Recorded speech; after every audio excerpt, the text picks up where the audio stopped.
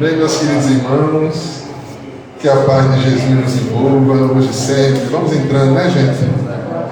Boa tarde, boa tarde. Sejam todos bem-vindos. Muito bem.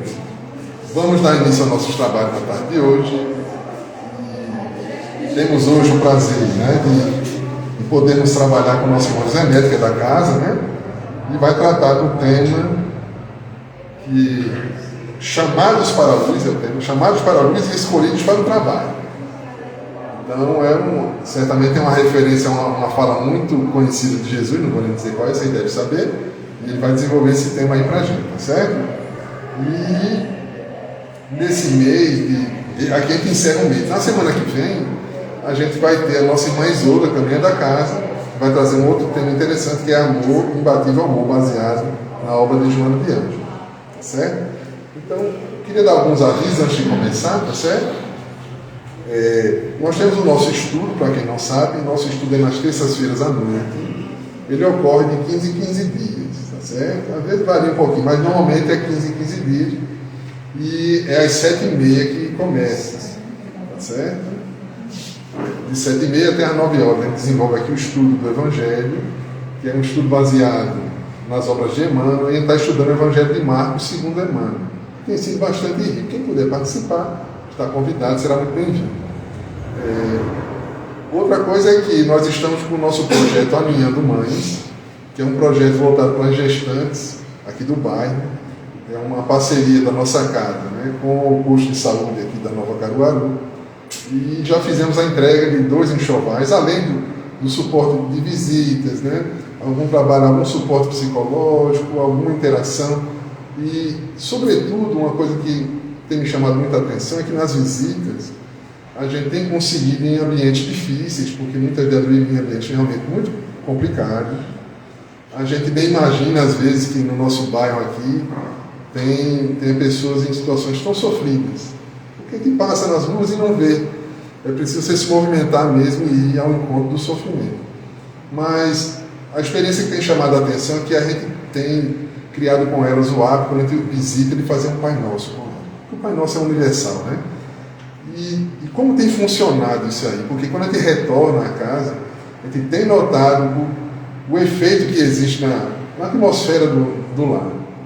Quem está indo está percebendo isso, né? Até o próprio jeito das pessoas, a gente vê dar uma amenizada, um pouco mais de tranquilidade, aquela revolta maior de algumas, a gente vê acerenar um pouco. É lógico, não é milagre, não é coisa que... Mas a gente percebe que realmente a atuação espiritual, que quando a gente vai para todo o trabalho na casa espírita, a gente, antes de ir para a rua, a gente vem para a casa espírita, se prepara, faz a prece, a equipe espiritual está junto, a gente sai e vai fazer o trabalho. É assim na campanha do quilo, é assim na visita a hospitais, é assim na visita, nesse caso, às famílias em situação de vulnerabilidade. E o efeito é muito positivo, tá, gente? Então, vale a pena a gente continuar se interessando, se envolvendo com essas atividades, porque é muito engrandecedor para nós, principalmente para nós, porque a gente se sente muito bem. E outra, quando a gente vai ao encontro do sofrimento, a gente começa a perceber que o nosso sofrimento não é tão grande assim. E isso nos ajuda a ser um pouco mais gratos, que a gente reclama, mas a nossa vida está tão boa, comparado a outras tantas pessoas que estão passando mais necessidade, né? Então tem essa questão que é muito positiva para nós que fazemos esse trabalho. E a gente aprende a ser mais sereno, a aceitar mais a nossa situação. E esse trabalho também ajuda a gente a não se desesperar tanto. Isso é muito valioso, porque a maioria dos nossos problemas tem a ver com a forma como a gente reage aos problemas que chegam em nossa vida.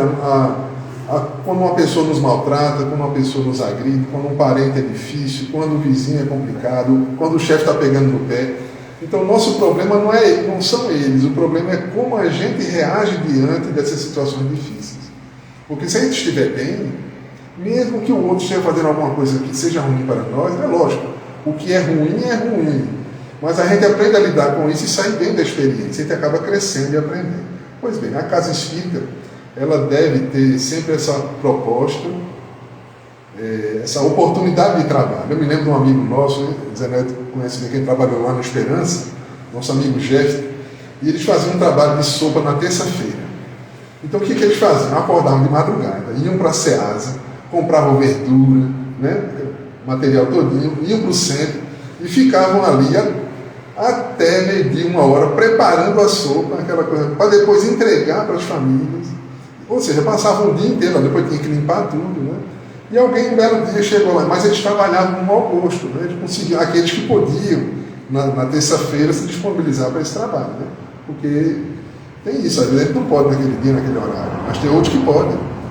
E aí deram a sugestão a ele, ó, não era melhor terceirizar essa sopa, a gente contratava uma empresa, a empresa trazia a sopa já pronta, a gente só fazia entregar. Né? E ele disse, eu vou deixar esse povo todo desempregado, ele brincava assim, né? Porque o trabalho faz bem. A gente se sente bem com isso. Porque é um trabalho que é não remunerado, é cansativo, mas ele é não remunerado, mas ele é tão prazeroso, né? A gente sente a presença dos amigos espirituais, isso nos faz muito bem. Então é importante, estou falando isso para valorizar o trabalho, porque o trabalho ele nos ajuda nos nossos processos obsessivos. Se eu estiver depressivo, isso me ajuda. Se eu estiver com crise de ansiedade, isso me ajuda. Se eu estiver com problemas familiares, isso me ajuda também. O processo obsessivo é muito interessante, porque muitas vezes o obsessor é aquele perseguidor do passado. Alan fez muita coisa ruim no passado, tem aquele perseguidor do passado que agora quer fazer justiça, quer se vingar, na verdade, né? Mas aí ele olha para Alan está fazendo um trabalho bom, aí ele começa a perceber que Alan não é mais aquela pessoa que ele conheceu no passado, que mudou, que agora está tentando acertar. Então isso ajuda ele também. Porque ele está junto da gente, ele vem fazendo coisa boa, e daqui a pouco ele se inspira um pouco também, e assim as coisas mudam. O trabalho desobsessivo instantâneo, assim, é conversa, viu, gente? O trabalho desobsessivo ele é paulatino. A pessoa vem, vai se tratar, a pessoa está obsediada e vai tratando o espírito obsessor também. Devagarinho, com calma, paciência, perseverança, e aí a coisa se resolve definitivamente, a gente pode dizer assim. Quando se apagam aquelas rusgas, aquela intriga, aquele problema, ou pelo menos ameniza, a ponto de conseguir conviver e não precisar um estar perseguindo o outro. Isso é muito interessante, vamos passar a palavra para o nosso irmão, porque eu me lembro de uma reunião de desobsessão uma certa vez, que um espírito era um perseguidor feroz, e ele estava perseguindo o outro, e ele dizia, vocês estão achando que ele é bonzinho? Ele no passado, ele matou minha esposa e minhas filhas, e eu estou há anos atrás dele para me vingar. E aí o doutrinador, muito inspirado, disse, tá certo, meu irmão, realmente ele fez muito errado, mas onde está a sua esposa e suas filhas? Você já as viu? Aí ele caiu a ficha que ele estava há anos perseguindo o inimigo, aquele que fez mal à sua família, mas ele desencarnado não foi procurar a sua esposa e sua filha. Aí o doutrinador faz uma prece sentida, não aparece a esposa e as filhas, ele bota para chorar e elas levam ele. É assim que se faz o trabalho na casa espírita.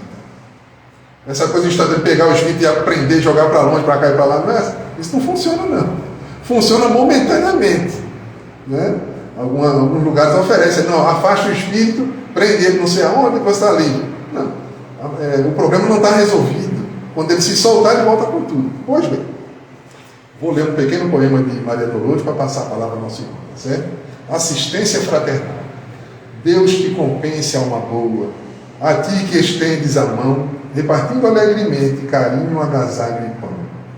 Deus te envolva em alegria, todo esforço de esquecer a ofensa que se te faça buscando a paz por prazer. Deus te exalte o gesto amigo quando levantas alguém, da tristeza do infortúnio para as estradas do bem. Deus te engrandeça o trabalho com que te esqueces e vais auxiliar e servir àqueles que sofrem mais. Por toda a bênção que espalhes, que o mundo nem sempre diz, que a vida te recompense e Deus te faça feliz. Maria Dolores. Vamos orar? Vou pedir ao nosso irmão Tarcísio, por favor, para fazer a prece.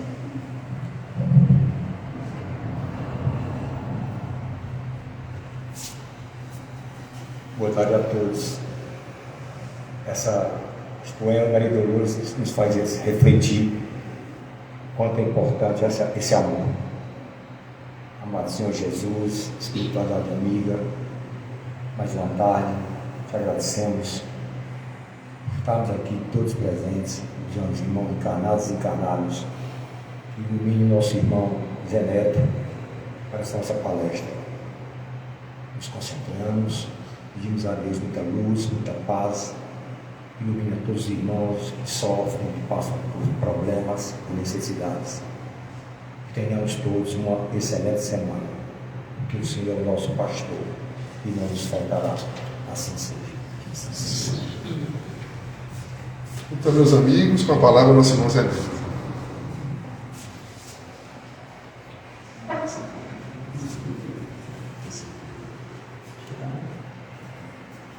Boa tarde.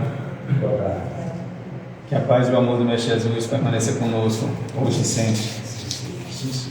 Vamos continuar então os nossos estudos do Evangelho do Mestre Jesus, do Evangelho segundo o Espiritismo, para que nós possamos então um dia estar lá mais próximo do Mestre Jesus, né? Sempre no trabalho do bem.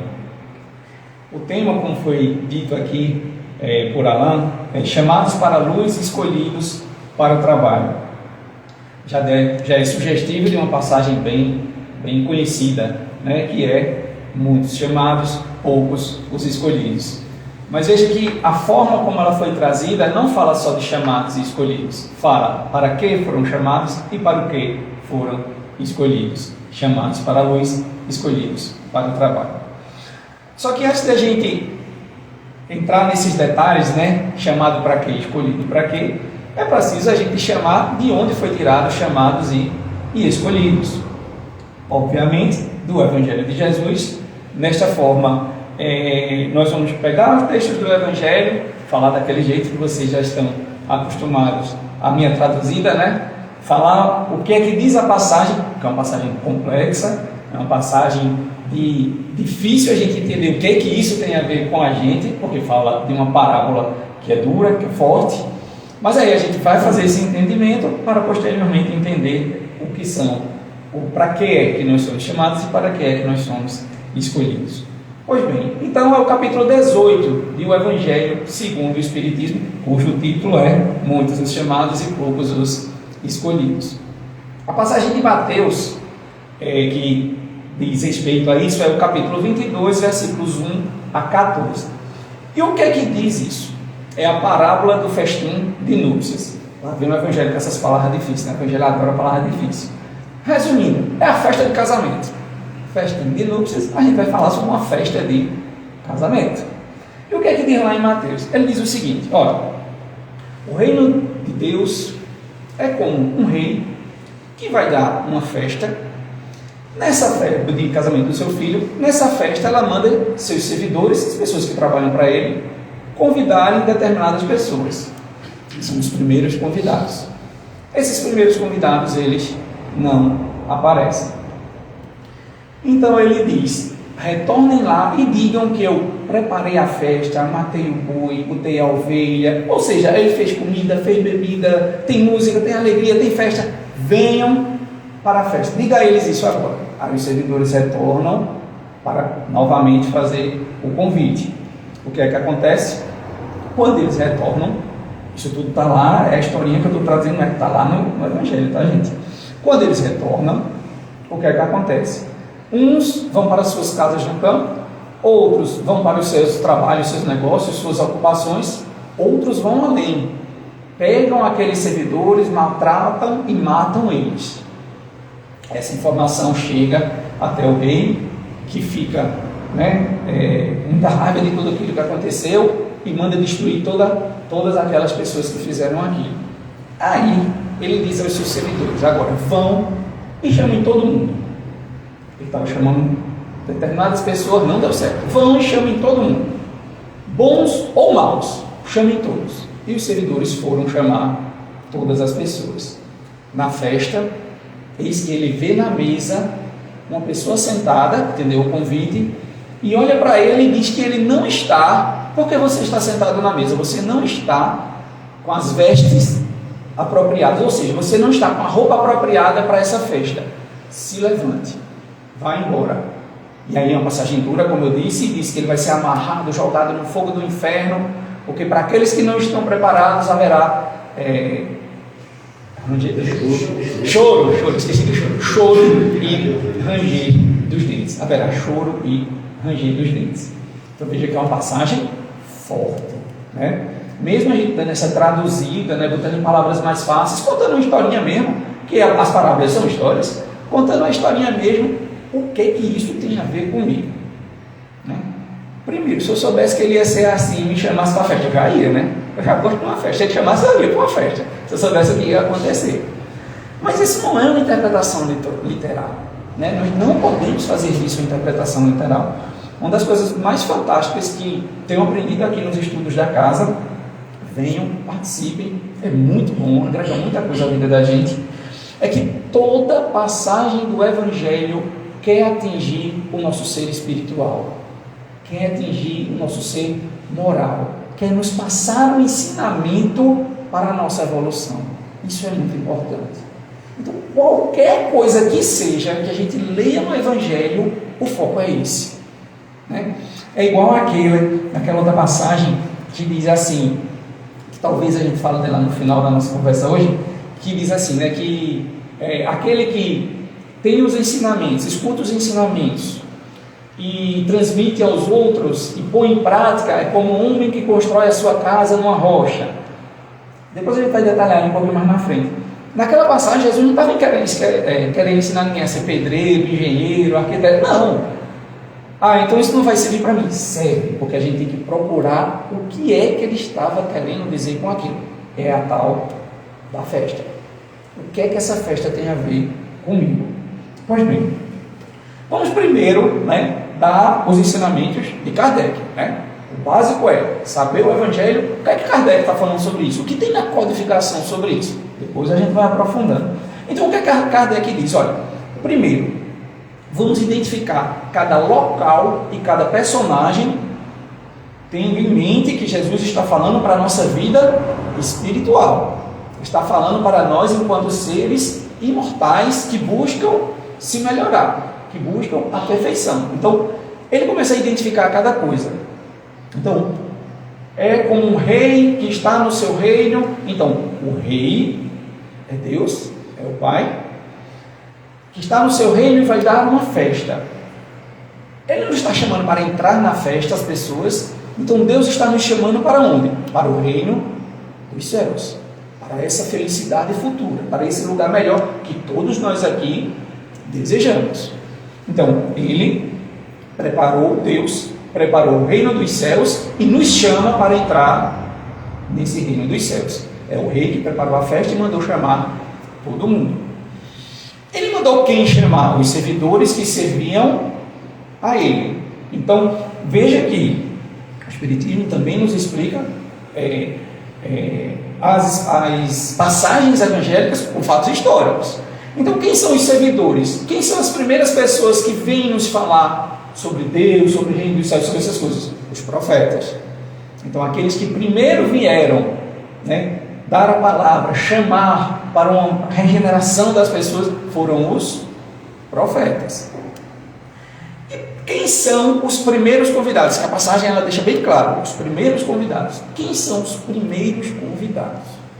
Veja, a época de Jesus, as únicas pessoas, era o único povo, digamos assim, que praticava o monoteísmo publicamente como doutrina, o único eram os hebreus, os judeus, o único, nenhum, e fazia, li hoje, por coincidência, lendo outras coisas de história, e fazia pouco tempo, né? Há menos de 200 anos eles eram um povo, eles são muito mais antigos, né? Mas há menos de 200 anos eles eram monoteístas, quando Jesus veio. Então veja que os profetas vieram, né, e chamaram aqueles que eram monoteístas, chamaram para o reino dos céus. Então nada é por acaso. Por que Jesus veio ali, naquele lugar? Né? Ele não poderia ter vindo no outro, ele não poderia, já se tinha tanta civilização, digamos assim, espalhada pelo globo. Por que ele veio ali?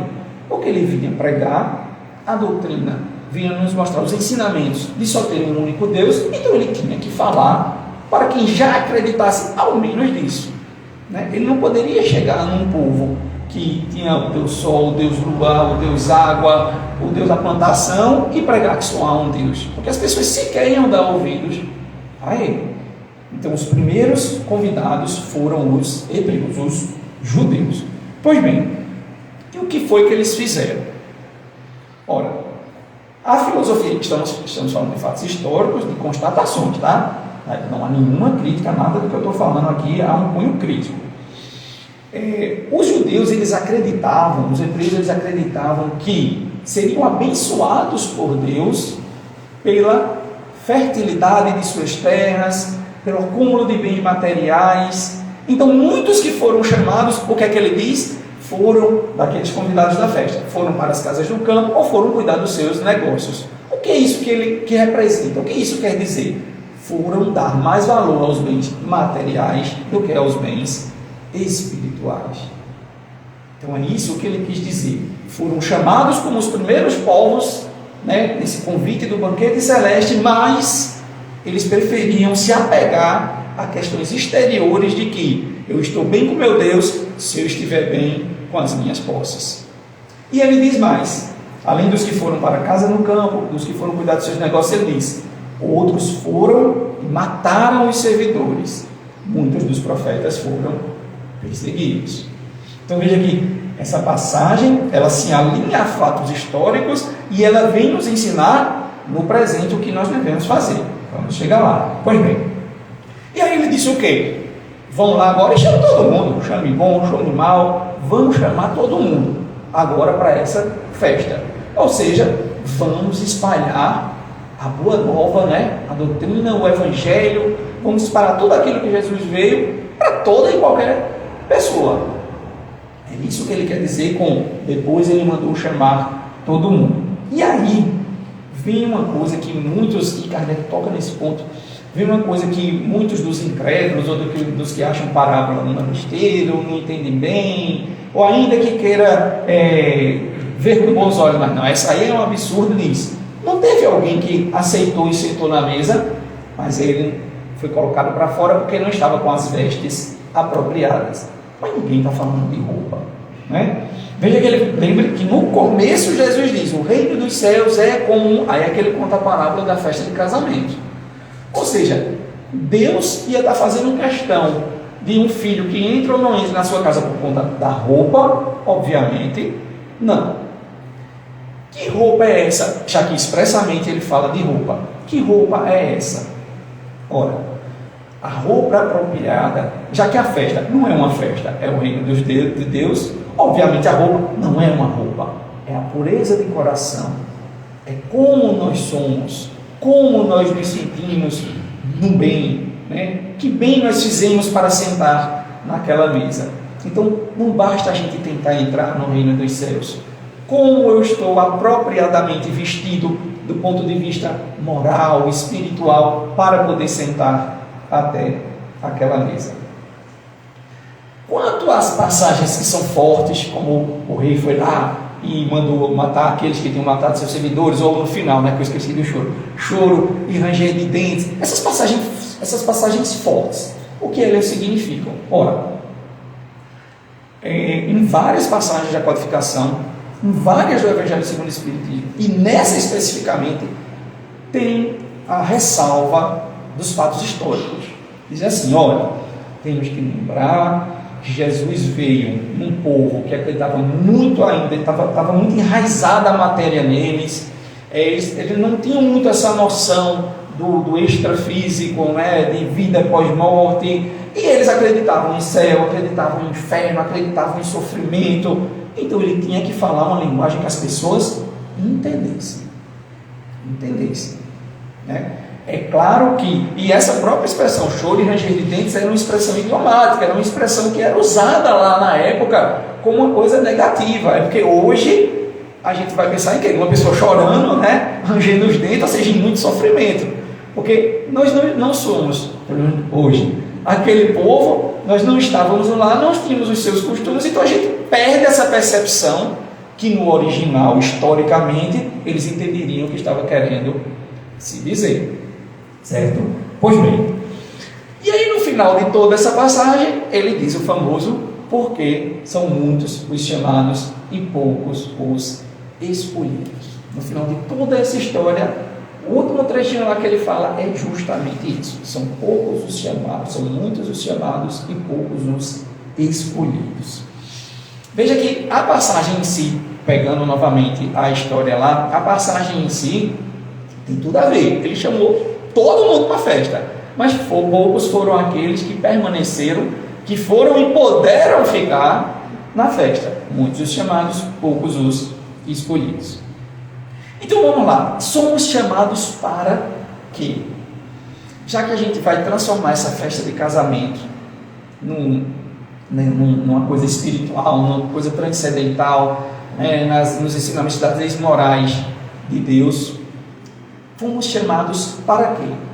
Nós somos chamados para o conhecimento das leis de Deus. Nós somos chamados para a luz. Daí o chamados para a luz. Depois a gente chega no escolhidos para o trabalho. Nós somos chamados para termos o conhecimento da lei de Deus. Ora, o Evangelho, os ensinamentos de Jesus, claramente são luz em nossas vidas. São luzes em nossas vidas. Claramente, eu acho que disso ninguém tem dúvida. Jesus veio, Jesus nos mostrou, pregou bastante para a gente, deu muito mais exemplos para a gente de tudo aquilo que ele pregava. Então, ele é a luz em nossas vidas. A partir do momento que nós estamos em contato com os seus ensinamentos, nós somos os chamados. Nós somos os chamados. Veja que hoje, não sei em números exatos, mas vamos dizer aproximadamente, aproximadamente, se não um pouco menos, de metade da população mundial, especialmente aqui no Ocidente, nós somos cristãos. Nós nos denominamos cristãos. Nós conhecemos Jesus, então nós somos chamados. Nós fomos chamados a esse conhecimento. Só que basta ser chamado? Não basta a gente ser chamado, porque chamados para a festa, muitos foram. Não basta a gente ser chamado para entrar no reino dos céus. Então, conhecer, ouvir, estudar, isso é ser chamado. Isso já podemos nos dizer que estamos aqui porque fomos chamados. Nós, agora estou falando da gente mesmo, está aqui. Nós fomos chamados. A gente já escutou o chamado. Mas ele vem, Emmanuel, e vai nos detalhar, naquela série dele, que é o Evangelho segundo Emmanuel, Marcos, Mateus. Então, nessa passagem de Mateus, aí ele vai nos dar um roteirinho do que, para que nós fomos os escolhidos, ou como se colocar como um escolhido. É uma coisa interessante. Veja que Deus chamou todo mundo. Deus chamou todo mundo. Ele não faz distinção nenhuma entre os seus filhos. Isso é um fato. Cristão ou não cristão, ele não faz distinção nenhuma, porque todos são seus filhos. Então, chamados todos foram. A expressão escolhido no dia a dia fica parecendo que Deus também saiu escolhendo, assim, olhando, e você vai para a minha fé, que é o reino dos céus, você vai para o reino dos céus, você vai, você não, porque eu não gostei muito da sua cara não, você não, porque eu não torço para o meu time. Ele saiu escolhendo, Ele usou algum critério aleatório e saiu escolhendo quem eram as pessoas que seriam os escolhidos. Mas essa expressão escolhido tem a ver mais com a gente. Chamados nós fomos. Você se coloca na condição de escolhido. E como você se coloca na condição de escolhido, e aí casa perfeitamente, não só com a oração do poema que Ana fez, mas com grande parte do exórdio que ele fez, é quando você escolhe o trabalho. Você é um escolhido quando você escolhe o trabalho. Mas eu tenho a oportunidade de trabalhar? Muita. A gente não está falando de trabalho, a nossa remuneração, o nosso ganha-pão. Não está falando desse trabalho. Esse também é importante e a gente precisa dele, mas a gente não está falando dele. Que trabalho é esse? E aí ele nos dá um roteiro fantástico. Ele diz: nós somos escolhidos como nós somos escolhidos para nos melhorarmos, para a nossa própria regeneração. Então eu ouvi o chamado, eu tenho conhecimento, eu escuto, eu estudo, eu vejo, mas isso vai servir para quê? Para eu me melhorar. Você se coloca numa condição de escolhido. Quando também você é um escolhido, quando usa todo esse conhecimento para fazer o bem. Lembrando que fazer o bem exige uma atitude ativa da gente. Deixar de fazer o mal é mais simples. É muito fácil eu deixar de desejar o mal de alguém, alimentar o sentimento de vingança. Deixar de fazer o mal é mais simples. Fazer o bem exige uma atitude ativa da gente. Fazer o bem, ajudar as mães do projeto, exige uma atitude ativa da gente. Esquecer as faltas dos outros, se preocupando em redimir, ou seja, em corrigir as suas próprias faltas. Você também é um escolhido, né? Deixar de ser aquele que vê, está no Evangelho também, de ver a trave no olho do outro e esquecer, aliás, ver o argueiro no olho do outro e esquecer a trave do seu olho. Veja que nós somos os escolhidos de Deus quando passamos a ver mais os nossos próprios defeitos do que os defeitos dos outros. Nós também somos seus escolhidos quando nós passamos a perdoar qualquer pessoa em qualquer situação. Mas não é aquele perdão, não, eu perdoo ele, que ele seja bem feliz, bem longe de mim. Você não perdoa, né? Esse é o perdão dos lábios, é o perdão da boca para fora. É perdoar verdadeiramente, né? Alimentando desejos bons, né? Fluidos bons para aquela pessoa. É auxiliar aquele que comete equívocos, enganos, quando eles estão precisando. Também é uma forma da gente trabalhar no bem, uma forma de sermos colocados na condição de nos colocarmos na condição de escolhidos. Ensinar aqueles que ainda são mais ignorantes do que nós ainda somos. E aí vem uma questão importante, a questão da humildade. Veja que Emmanuel disse: ensinar aqueles que são ignorantes ainda mais do que nós ainda somos. Ou seja, vamos reconhecer que somos criaturas em processo de evolução, que ainda erramos, ainda vamos cair, ninguém vai virar, né, santo, pegando por empréstimo a palavra, do dia para a noite. Não é assim. Mas há aqueles irmãos que ainda estão num grau de ignorância maior do que o da gente. Então vamos ao menos ajudar aquelas pessoas. E ele continua dizendo: suportar o sacrifício. E aí vem a questão do trabalho, que casa perfeitamente, visto no exórdio há pouco. Suportar o sacrifício no trabalho sem esperar nenhuma recompensa. Porque aí ele está falando do trabalho fora das nossas obrigações, dos nossos deveres, né? Ele não está falando do nosso trabalho. Ora, se eu tenho um trabalho que é o meu ganha-pão, que eu sustento minha família, que eu vivo, claro que eu tenho que ter uma recompensa por esse trabalho. Não é isso que ele está falando. Ele diz suportar o sacrifício no trabalho ao bem sem esperar recompensa nenhuma. Sem esperar ao menos um obrigado. Porque se você ajuda outra pessoa, faz o bem por outra pessoa, essa pessoa recebe o bem, seja bem material ou não, recebe o bem que você deu a ela e vai embora, e você diz assim, olha para o lado e diz assim: podia ter dado ao menos um obrigado, né? Quem nunca disse isso? Eu nunca disse. Quem nunca disse isso? Então você está esperando a recompensa dos homens e não a recompensa de Deus. Veja que Emmanuel nos diz: trabalhar, suportar o sacrifício em prol do outro sem esperar recompensa. Não espere nenhum muito obrigado, né? É você com sua consciência, e depois você vai acertar a conta com Deus. Não é com a pessoa, não, nem com a sociedade, né? Nem com os outros, que você fica esperando esse reconhecimento. E ele continua dizendo: é compreender o erro dos outros sem esperar ser compreendido, que é outra coisa que a gente faz bastante. A gente quer que os outros entendam os nossos erros. A gente faz bastante o contrário, na verdade. A gente quer que os outros entendam os nossos erros, mas a gente não quer entender o erro dos outros. E vem aquela expressão, né, que vez por outra fala lá aqui, que a gente adora justificar as coisas que a gente vai com não, mas é que você foi explicar alguma coisa, não, mas é que você está errado. Você quer justificar um erro seu. No outro está errado, no seu é porque não, mas é que no meu caso está errado do mesmo jeito. A lei de Deus, ela é uma só.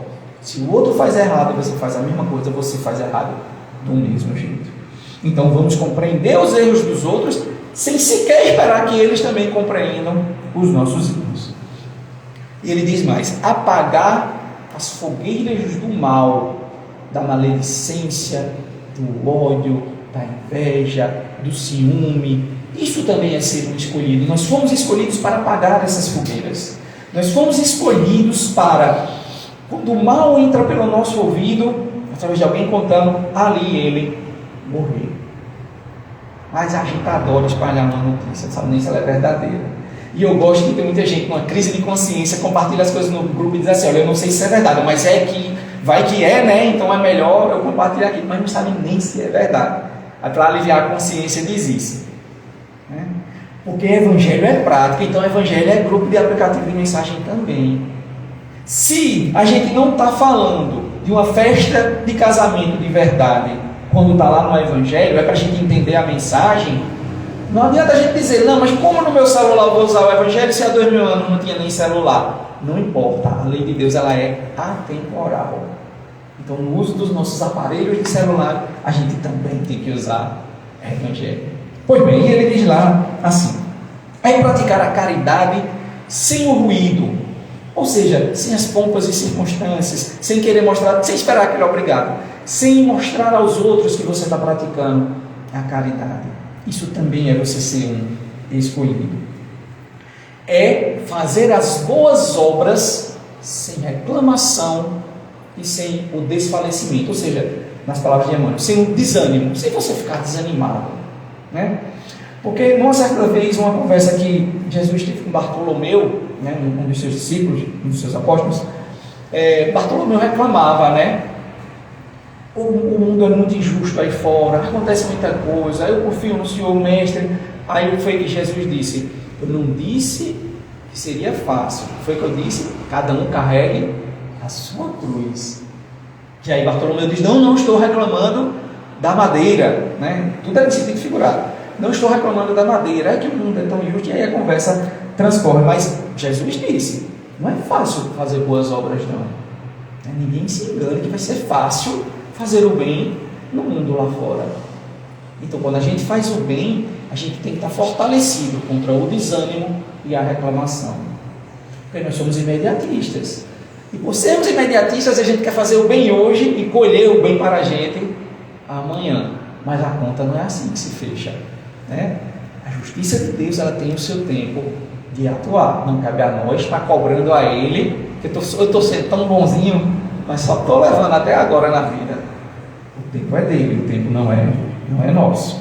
Pois bem, e ele continua dizendo, tudo isso são palavras de Emmanuel, estudando isso, né? Chamados para a luz e escolhidos para o quê? Negar a vaidade. Nós somos escolhidos, nos finalmente da mensagem, nós somos escolhidos para negar a vaidade, carregar a sua cruz no caminho firme para o sublime amor de Deus. Então veja que ele arremata tudo, nos chamando, né, a deixarmos a vaidade de lado, carregar a nossa cruz, igual Jesus falou para Bartolomeu, carregar a nossa cruz no caminho do bem. E essa cruz pode ser a cruz de cada um aqui, né, no trabalho, no relacionamento amoroso, nas finanças, na escola, na faculdade, onde quer que você atue. Né? Na nossa vida nós fazemos parte de vários, né, polos da sociedade, digamos assim, né, de atuação, estudo, trabalho, família, desconhecido, no meio da rua, trânsito, né? Todas as pessoas estão em contato com a gente. Então onde quer que seja, a gente tem uma cruz. Quando a gente não tem uma cruz pequenininha em cada um, ou às vezes até grande em cada um desses lugares. Então é isso que ele nos chama. Vamos deixar a vaidade de lado, humildemente vamos reconhecer quem nós somos, carregar a nossa cruz, que aí vem ele e diz, aceita a escolha de quê? No trabalho para o bem, porque em breve, amanhã, você estará nesse banquete celeste, ou seja, nessa festa de núpcias prometida por Jesus. Então veja que nós transformamos uma passagem é uma parábola, né, bem material, ela descreve lá, né, uma situação que a gente, estudando, lendo, escutando, a gente visualiza na nossa frente, uma passagem bem material, a gente faz a conexão dela com os fatos históricos presentes naquele momento e joga ela nos dias de hoje. Somos convidados para a luz e fomos escolhidos para o trabalho. Então, o que é que nos resta fazer? Já que já fomos os convidados, Trabalhar no bem. Trabalhar no bem. Ah, mas meu dia a dia é muito corrido. Não estou negando que o dia de um meu também é. Não estou negando que o dia de ninguém aqui não seja corrido. Ah, mas eu não tenho condições nem de me manter direito, quanto mais está ajudando os outros financeiramente. Não estou dizendo que a ajuda só pode ser financeira. Veja que, inclusive, aqui, nas palavras de Emmanuel, ele sequer fala em ajuda financeira, ele não está falando de posse de bens materiais.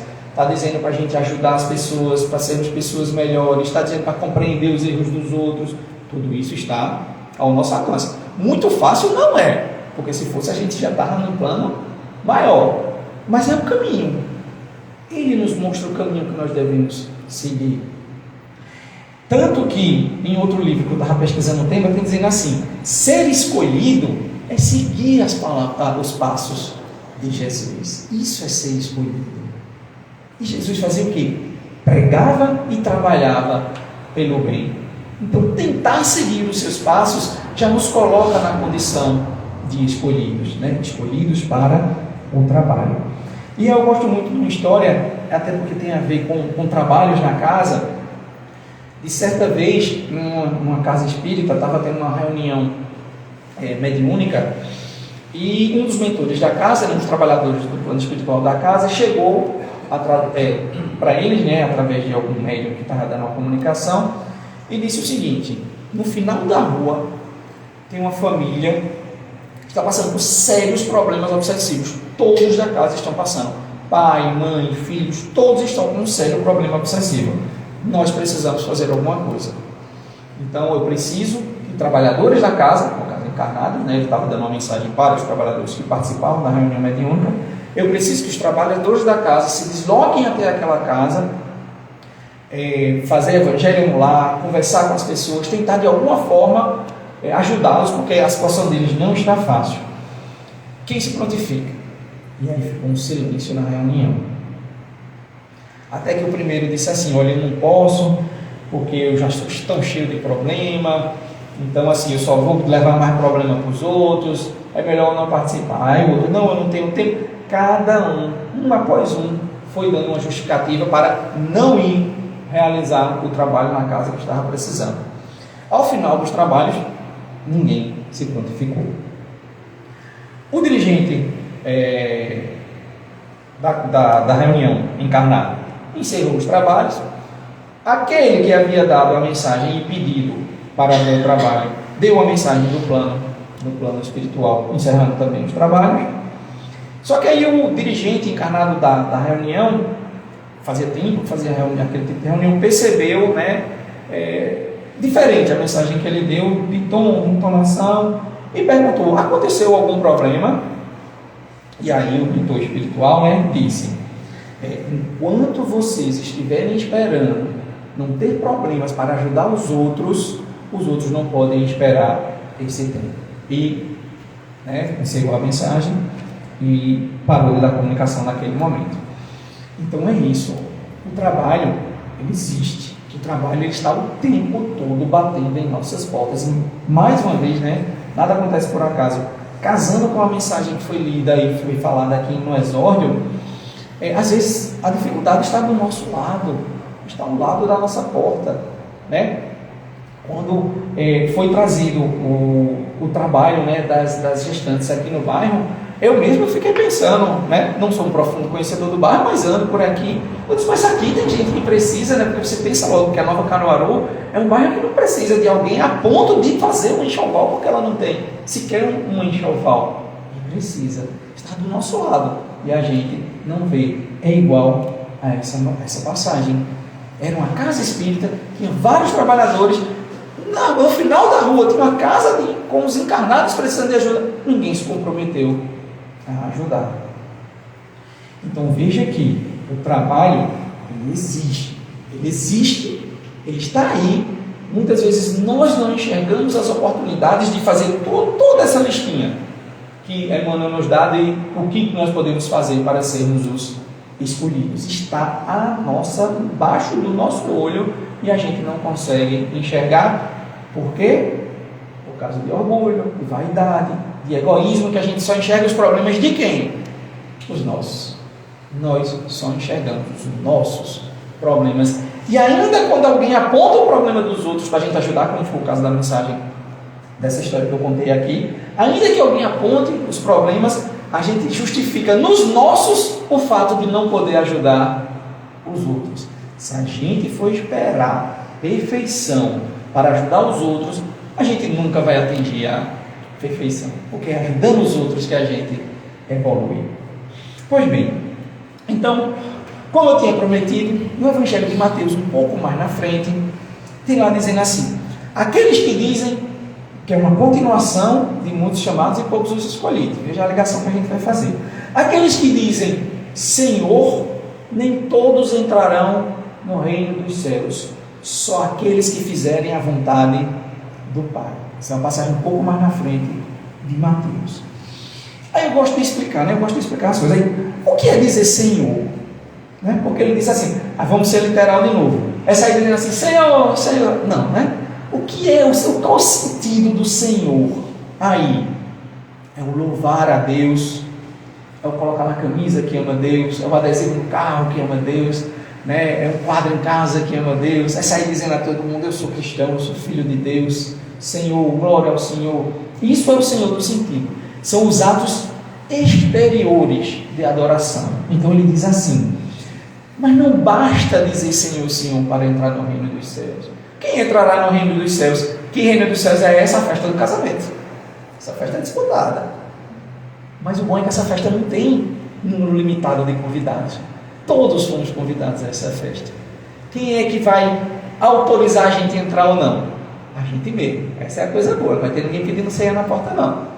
Então ele diz, é o Senhor, basta dizer o Senhor, louvar ao Senhor, para ir para aquele banquete da festa de casamento, para entrar no reino dos céus. Não, é preciso fazer a vontade do Pai. E qual é a vontade de Deus? O que é que Deus quer dos seus filhos? Obediência às suas leis, em especial o quê? A prática do amor e da caridade. Então veja que, quando ele diz muitos são os chamados, é nesse sentido também. Muitos de nós já acreditamos em Deus, acreditamos em Jesus, acreditamos numa divindade única, acreditamos que tudo isso é verdade. Mas quem se coloca na condição de escolhido? Aquele que pratica a vontade do Pai que está nos céus. Quem vai ser o escolhido? Aquele que colocar em prática os ensinamentos que Jesus nos deu. Veja aqui uma outra passagem de Mateus e Lucas, a da rocha que eu falei que ia falar no finalzinho.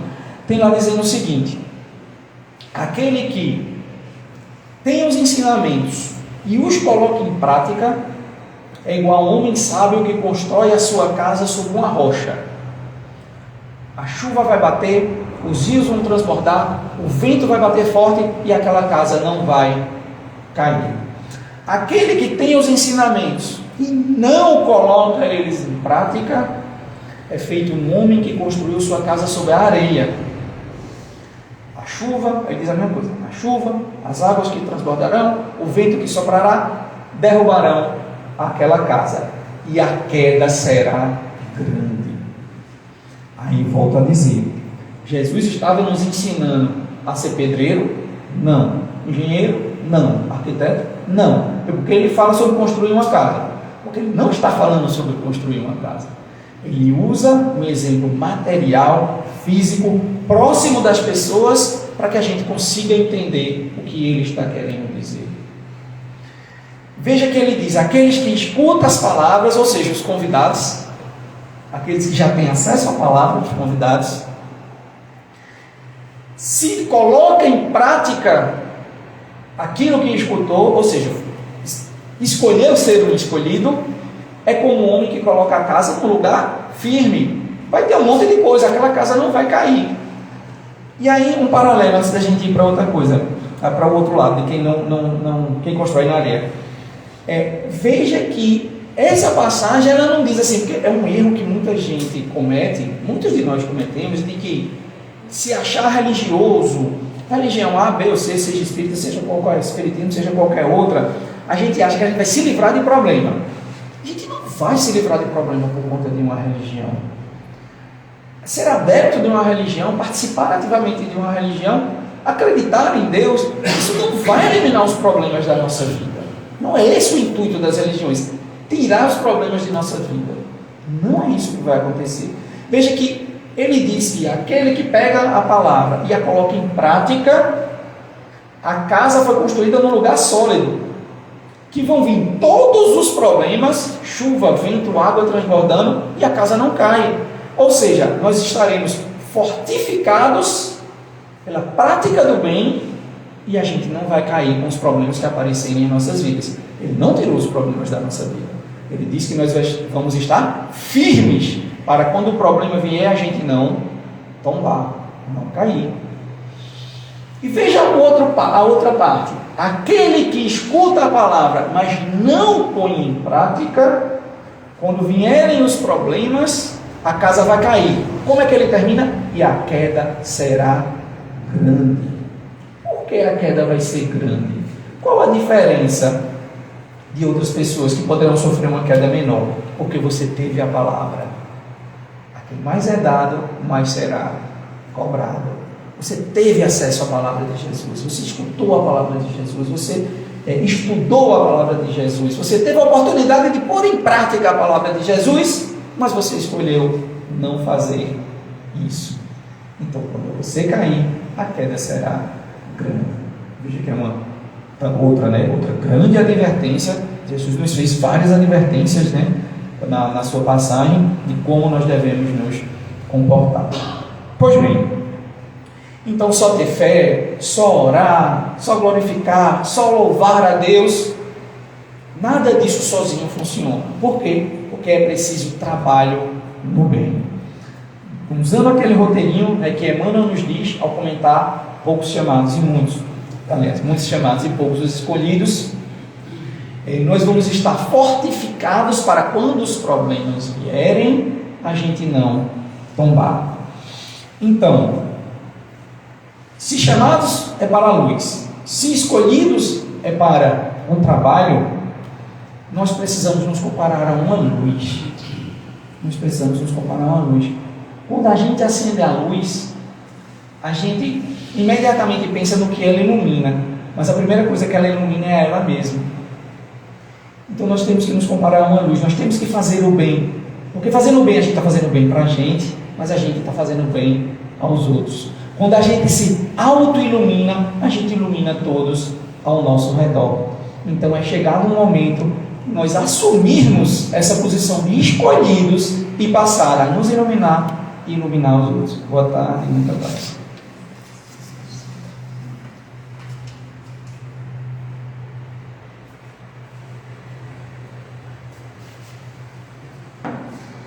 Muito bem.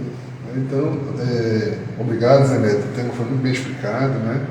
E aí a gente vê a importância do trabalho em nossas vidas. Um trabalho bem explicado aqui, né? Não é só trabalhar, não é movimento, não é agitação, é trabalho, é qualidade, né? Qualidade no exercício dos ensinos do mestre. Tem uma passagem interessante, que é mais ou menos assim, de Jerônimo Mendonça. Não sei se vocês já ouviram falar dele, que era conhecido como gigante deitado. Era um trabalhador espírita lá de Minas Gerais. E ele tinha uma doença que ele ficou tetraplégico, né? Então, mas o homem era muito ativo, ele trabalhava muito mesmo. E ele fazia palestra, levavam ele numa cama, aí levantava a cama, ele ficava assim, deitado, e fazia as palestras dele, e viajava para muitos lugares, né? E é interessante que ele era muito bem humorado, ele tirava onda com a própria doença dele, né? Então ele contava que uma vez ele chegou para Chico, né, foi visitar Chico Xavier, e se aproximou e ficou meio choroso com aquela manha, né? Mas Chico, eu estou muito doente, o médico falou que a minha vida está por um fio. E aí Chico olhou para ele e disse: meu filho, o trabalho engrossa o fio.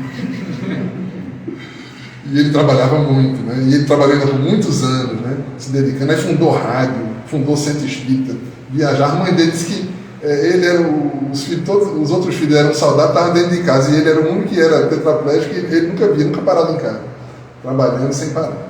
Mas veja, a gente gosta de lembrar que quando a gente fala de trabalho, não é aquela coisa de ficar aquele fanático também que só vive dentro da casa espírita, trabalhando, né? Se envolvendo em diversas tarefas. Não, é naquilo que a gente puder equilibradamente a gente fazer com a qualidade cristã. aquele desejo sincero de servir, de aprender com o mestre. Não é preciso ficar horas e horas dentro da casa espírita, não é isso que se está falando. Inclusive aqueles mais jovens, né, quando chegam, a gente sabe que o mais jovem tem que estudar, ele tem que trabalhar, ele tem que buscar a sua carreira, vai buscar o equilíbrio, mas também reservar alguns momentos para esse outro trabalho. E outra, mesmo, como o nosso irmão explicou muito bem, lá na escola, na universidade, ele vai ter muitas oportunidades de colocar em prática esse trabalho interior, né, de se melhorar. Muito bem. Para concluir, queria dar alguns avisos, né? Logo após aqui a prece final, a gente vai ter nosso trabalho dos passes. Quem quiser tomar o passe, aguarda sentado que a gente vai chamar. Teremos também, quem tiver interesse, porque a gente está fazendo uma camisa. Uma camisa, vou botar aqui, que a pessoa do Instagram também vai ver. O modelinho esse é a camisa do projeto Alinhando Mães, tá certo? A gente vai adquirir elas, tá certo? E trouxemos lá da gráfica, né? Do lugar que trabalha, não é gráfica, não é outro nome. E eles deu uns modelinhos com os tamanhos. Quem tiver interesse, aí depois da reunião, quando acabar os passos, a gente dá uma olhadinha para ver quem vai querer qual tamanho, tá certo? Vai fazer também uma camisa, depois que mostra o modelinho, é a camisa do centro mesmo, do La Maria do Lourdes, né? Ok, vamos fazer então a nossa prece. Zé Neto, obrigado, muito esclarecedor o tema. Então eu vou pedir a nossa irmã Manu, vem? Márcia, vem? Nem pensar, não quer. Tudo bem, vou pedir então o nosso irmão Plínio, por favor, quer fazer a prece?